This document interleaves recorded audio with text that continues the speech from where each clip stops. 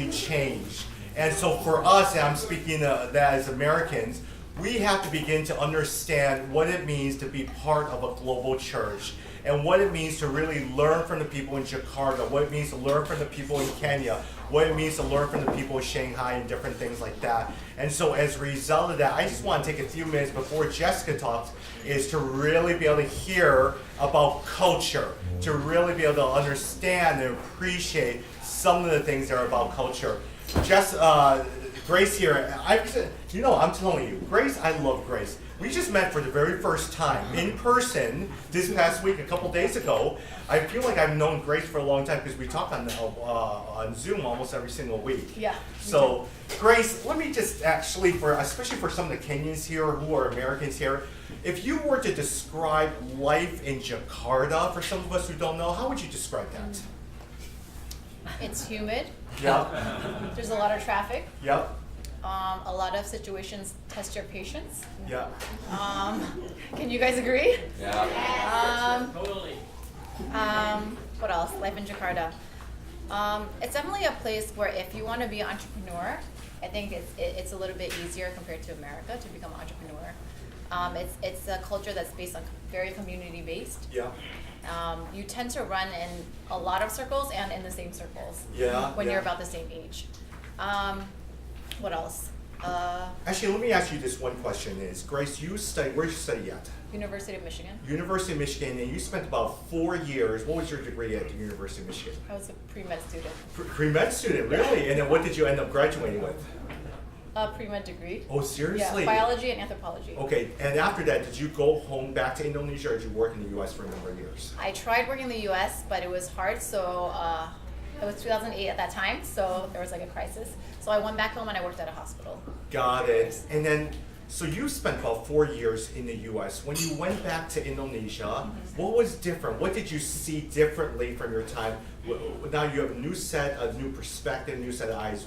What was the experience like, and what did you see differently? What did I see differently? Definitely in terms of church and community. Yeah. I didn't find the church and community I wanted, like I had in Michigan. And so I think that challenged me to kind of create a new culture of what a community should look like. And so that's where right now I'm very passionate about creating communities, and I lead 3 life groups, three young adult life groups right now. I'm just very passionate about growing together and just doing things in a community based. Got it. Yeah. Would you say, and like for instance, a lot of times you and I chatted about even working with the cohorts, and people are busy in Indonesia, right? And so what is a standard work day like? What hours do people work? What hours do people work? I don't know, can someone answer that for me? Jeremiah, what standard do I think it depends on your work field. Because I'm like consultant, you can work from 9 till 1. Yeah. Even you work from 9 till 6, but you get at home, once you arrive home around 8 p.m., so you're gonna stuck in the traffic for 2 hours. Yeah. The case, yeah. Because traffic is a big thing, and a Yeah. lot of times our cohorts, even though they're in Jakarta, we do a lot of Zoom because traffic really makes a difference. Yeah. And to really be able to do it. Let me just go back to Jessica. I'm going to actually go to you. Not as much as from the U.S. Jessica, I'm going to share a little bit about Jessica's bio later on when she speaks, but you spent a lot of time in Shanghai. So for everyone here, what is life in Shanghai like then? So Shanghai is known as like the softest landing in China. So you're going to have a mix, very similar to Jakarta actually, expats as well as locals kind of living intertwined together. So the city is also very busy. You have what we call China days, where you end up just hating your life and just wishing that the taxi driver would come a little faster. Rainy days where you're waiting for like an hour for a cab. Also, it's a very, I think someone mentioned about Seattle, a money focused city. So everyone is there for commerce, a ton of migrants. So migrants as in not just blue collar professionals, but we're talking migrants from all cities that are working in all different industries. So it's a very diverse city, which is surprising when you think of China. You don't think of diverse, but it's extremely diverse. You could actually get get on without speaking Chinese in Shanghai, which is also very surprising for a lot of people who come by. Got it. Yeah. What is your relationship between like Shanghai, Hong Kong, and China? How does that all work together? Yeah, I would say in China we see the urban city church as the urban city movement to be really, really strong because it's like Beijing is like known as the government, the central power, and then you have city of commerce, you have Shanghai, you have Shenzhen, which is entrepreneur central, as well as where a lot of the factories stem from, and then you have Hong Kong, which is a very interesting place. My husband's actually from Hong Kong, and it is it has its own very own culture, Canto speaking for the most part, but also very similar to Shanghai, commerce driven, very diverse. But now, because of the recent Chinese government movements, we've seen a lot of control now inching towards Hong Kong as well. So all of them have their own kind of municipalities of their own kind of power. And what they're known for. Yeah, Jessica, and maybe I'm not sure if you know Shanghai, what is it known for? Like, what are some of the businesses that are in Shanghai? So what I love about Shanghai is that it's often the city, it is often the central city for Asia for most companies. So actually almost every company you want to work at is there. Unlike, for example, in Seattle, you have like those big five, right? But in Shanghai, you have all of them. We have Apple, we have Starbucks, all my friends work at Eli Lilly, pharmaceuticals, like you have every kind of large Fortune 400. They're based in Asia, or at least China is going to be in Shanghai. Yeah, and Jessica, I'm going to come back with you, especially your passion with women. Grace, and before I go to James, Grace, and one of the things about Indonesia that people don't know, how many islands are there in Indonesia? Oh my goodness. 70,000! Okay, there you go. 17,000. I thought it was 15,000. There's 70,000 There's actually islands? a 17,000 is really? How many languages are in Indonesia? Languages. Dialects. 1,200. Seriously, wow. Oh, wow. Yeah. Christoph is representing. Yes. Surprise that comes out. Teamwork. And per capita, one of the wealthiest countries in all of the world per capita. And then from that point, the fourth biggest population in all of the world in terms of Indonesia as well too. Yeah. James, James actually works for PwC in Kenya, and you've been doing that for about 17 years, right? 19 years. You know why I keep forgetting 17. I'm sorry. 12 of those years in Ghana. Here's why we're starting a global cohort in Kenya. When people say Nairobi is the Silicon Valley of Africa, what does that mean, and why is that so key in Nairobi?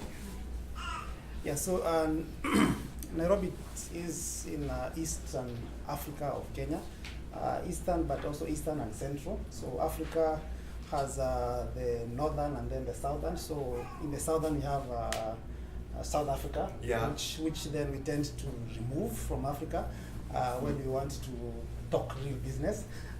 Then in the north we have Cairo and Egypt, and then which tend to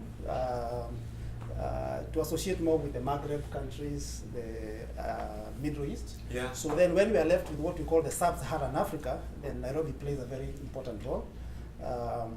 It is a hub for a lot of business, activities. So a lot of the American, a lot of the Asian, a lot of the European countries want to have at least something happening in Nairobi. So we find Nairobi as a very important center. But also in terms of technology, Nairobi has quite some good investment in terms of technology. Especially mobile technology, right, James? Mobile technology is big in Kenya, and it's something that has grown over the last 20 or so years. Yeah. So I was explaining, I think 2 days ago, that before then, there was only one phone in my village. So all of us had to go and pick a call in one village. So about probably 1,000 people, only one phone. Yeah. And that is actually the ones who are more privileged. There are some areas where there was no phone. As we speak now, almost everyone in the village and everywhere there is a mobile phone. But even beyond that, then we have mobile money technology, something we call M-Pesa, which has really revolutionized how we do business. So I just sit in my house and I can transact money from my bank. I can send money to you. I can pay my bills. I can pay school fees. I can literally do everything from my phone. So I think that has really revolutionized how things are done in Africa, and starting from Kenya. So I think that that has laid a very good foundation for Kenya then being seen as a Silicon Valley in Africa. Yeah. Yeah. Hey James, let me ask you how many of you guys have been to Africa before here in this room? And for some of them, not too many, but for some of them there's Nairobi, but you've lived in Ghana. How would you describe the difference between doing business in Nairobi and doing business in Ghana? Yeah, so I spent my first 4 years in my work in Nairobi, and then I went to Ghana, Accra. Accra is the capital of Ghana, and I was there then for about 12 years. So actually, James, let me ask you one quick question. Yeah. Do you mind standing up so that folks in here can Oh, hear? okay. For all of us, actually. Oh, I'm okay. gonna ask. Yeah. Thank you. Yeah. So in terms of, so I was saying that within West Africa, Ghana then plays a key role. So there is Ghana and Nigeria. Yeah. Nigeria tends to be the bigger economy, the bigger brother within West Africa. Yeah. And then closely followed by Ghana. So doing business in Ghana, I think Ghana also the economy has grown well. I mean, over the last several years, they had some bit of problems politically, but at least over the last 30 years or so, they have had some sense of stability. Yeah. And that has also then catalyzed business growth. They have had a transition in government, one party to another, one person to another. So about 4 or so presidents over the last over the last 30 years or so. So that has created some level of sustainability. I mean, stability. Yeah. In terms of doing business, I would say that the level of corruption in Kenya is probably higher than what we find in West Africa, and specifically in Ghana. Let me not generalize West Africa, because I think Nigeria is always ahead of us. Yeah, and for those who don't know, especially in Nigeria, you have Lagos, Nigeria, that actually has the most population in all of Africa. I think over 20 million people in one city. That's Lagos. But Accra is fairly stable, fairly organized. Of course, they have invested a lot in terms of the infrastructure as well. Yeah. They are still behind in terms of when you think of internet, digital, and all that, but they are trying to catch up. Correct. Nairobi, on the other hand, when it comes to ethics and corruption, I think that's an area that we are really dealing with. Yeah, so working there as a professional is always a bit of a challenge. Yeah. How you can survive without having to bribe and to do certain things, that becomes a very serious problem. Correct. And so those are the things that we are really engaging with the professionals, with the businesses. Yeah. And even Hesabika is actually responding to that need. Because it's a serious need, whereby we were talking over lunch, and it looks like corruption has been institutionalized. Yeah. It's like within the structure of the government and institutions. So that has been a bit of a problem. Got it. Thank you, James. Yeah. I'm going to follow later on with James, especially with the presence of Chinese and even recently the elections as well too. Grace, I'm actually going to go to you and tell me, maybe some people can help out with this. You mentioned 2008. 2008 was a very, very key turning point in the city of Jakarta. What happened in 2008? 2008 or 98? Oh, 1998. 1998. 1998, sorry about that. 2008 was our financial crisis. Yes. That was the crisis in 2008, I think, was America, and then 98 was in Indonesia. I think there was an economic crisis that also turned into a racial tension. Yeah. It also turned into ethnicity, like, was it ethnic tension? I'm not sure what you call it. Racial tension. Yeah. And so it was a time where the economy of our company was going down, and it turned into this fight between the local Indonesians and the Chinese. And most of the Chinese are Christians, and so it became a fight between the Muslims and the Christians. And so at that time, the Muslims who, a lot of the local... Oh, I'm sorry, Grace. Oh. They wanted you to stand up. Oh. Like standing up. I get very intimidated and nervous. So at that time, there was a lot of bombs and fires that were going on. And so actually at that time, my dad's company were actually moving us in the middle of the night, me, my brother, and my mom, to the airport to get us out of Jakarta, because at that time they were burning down churches, they were burning down malls. Wherever there were Chinese people, they were trying to burn down their houses as well. And I mean, not to paint such a morbid picture, but it was pretty morbid back then. So a lot of times when you're a Christian and you're Chinese and you're a girl, they would say that like, it's really, really unsafe for you to be there. And so it was a hard time for us at that time. Yeah. Would you say the tensions, has it softened or has it gotten better, or still? Because right now, recently we read two things about Jakarta in the news. We read about the arrest of the Christian governor, Ahok, who's in jail right now. And then we recently read about 3 church bombings, especially in Indonesia. Is that still a reality, especially a lot of racial tensions? It's definitely something that's still going on. I think right now it's better than '98, but definitely there's still some sort of racial tension that's going on. Yeah. So. And for those who may not know, the governor, what happened there? For those who may not know what happened in Indonesia. Oh my gosh, that's such a big story. Actually, do you want to share? I'll help. Okay. Stand up. Indonesia have a blasphemy law. If you insult another religion, then you get charged with that. So the governor, he's actually good in managing the city or the province. But then, because they try to find his mistakes, a lot of them failed. But then they got him on this particular commentaries that he made in a visit to a village, basically. That he said, he quote from the holy book, from The the Quran. Quran, Yeah. that some verses that he basically mentioned out of there, and they said that's not proper for someone that's not practicing that religion to say that in not a good way manner. So that 2 million people went to the streets to protest him, to get him out and be jailed, and they made it happen. And he got charged for 2 years in He's still in prison.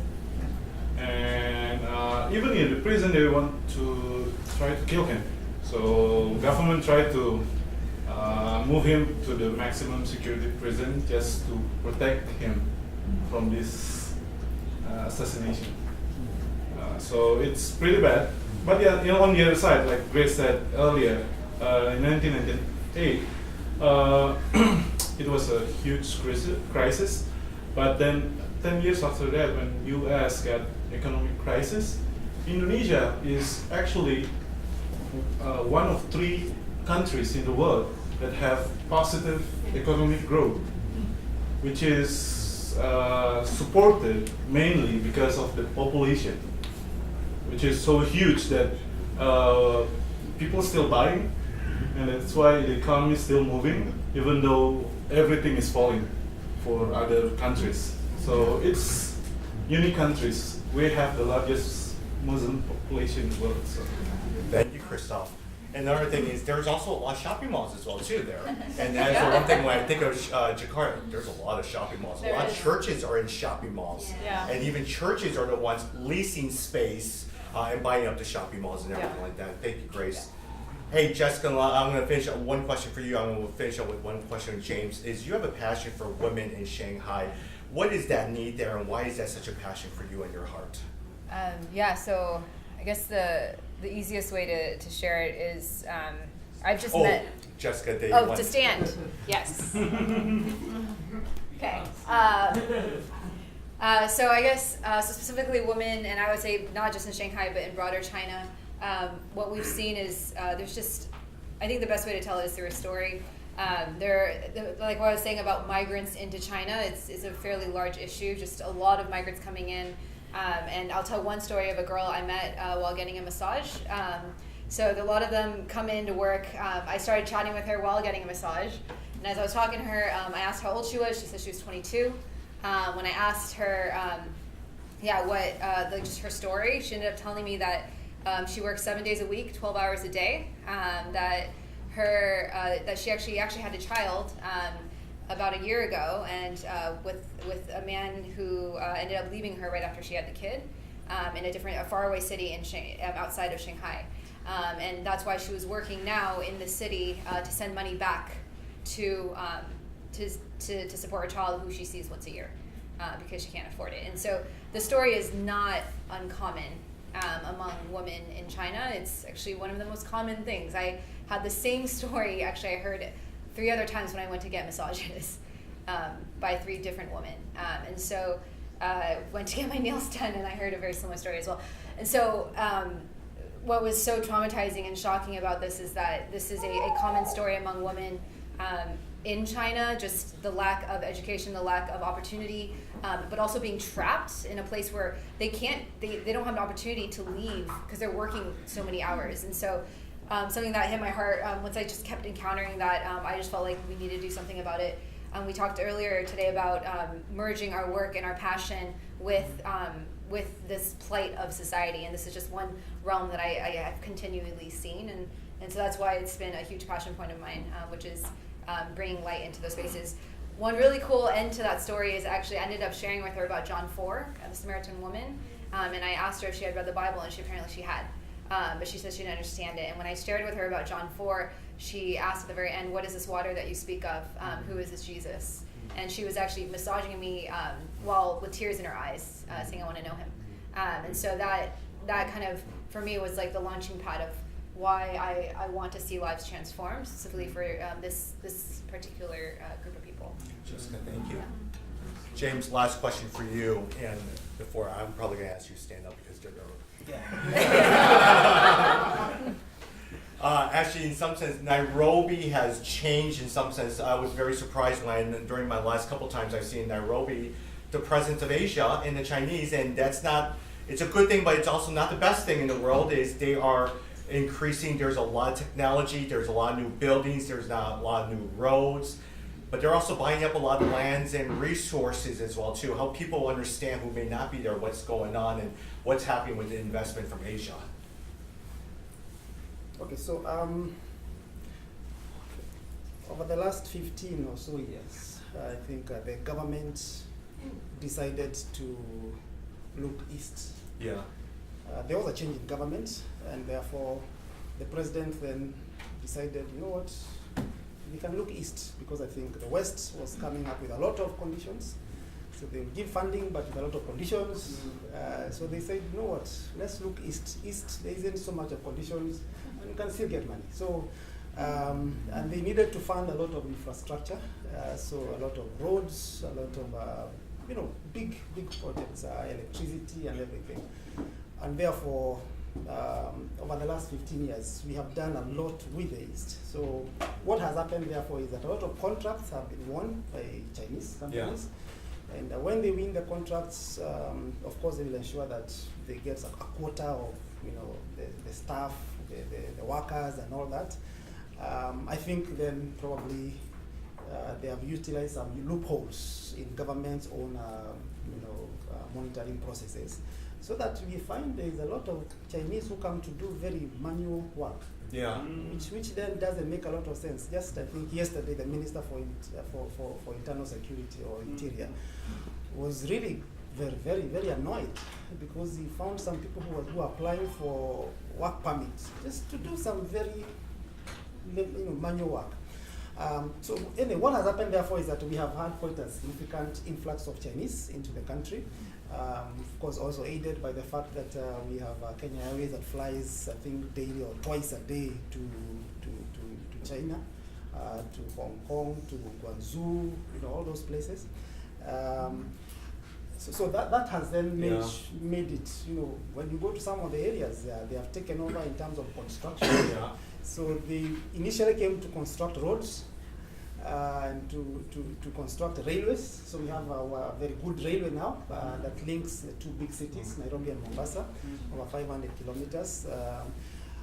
But then they have also brought in certain kind of technologies, even in terms of house construction. So people are finding that instead of me getting a contractor to help me construct my flat or my house, I can get a Chinese person who can then do it much cheaper. with certain kind of technology. So that Yeah. has then made, they are now starting to dominate even in terms of the construction industry. So that is in terms of China. So initially what we knew from Asia was basically from India. So traditionally we had India in Kenya, so we have a whole estates, a whole residential area that is just dominated by Indians who are doing the trading. But I think now of late we have now China, which has also taken over in terms of a very big industry in terms of construction. And I think we are yet to see the end of it. The president is in his final term, and he came up with what he's calling the Big Four. So Big Four areas that he wants to focus on. One of them is housing. So with housing, I'm sure we are yet to see more of the China influx. I mean, it's good because it comes and helps to solve our problems. It's just that I think we need to also manage it. Yes. Yeah.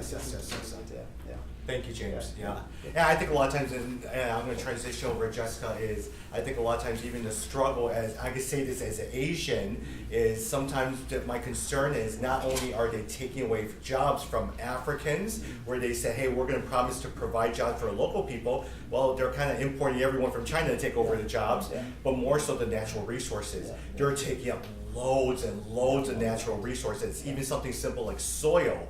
Bring soils from the tons over to China to replenish their soil. And so that becomes a concern, some of the things that we have to do.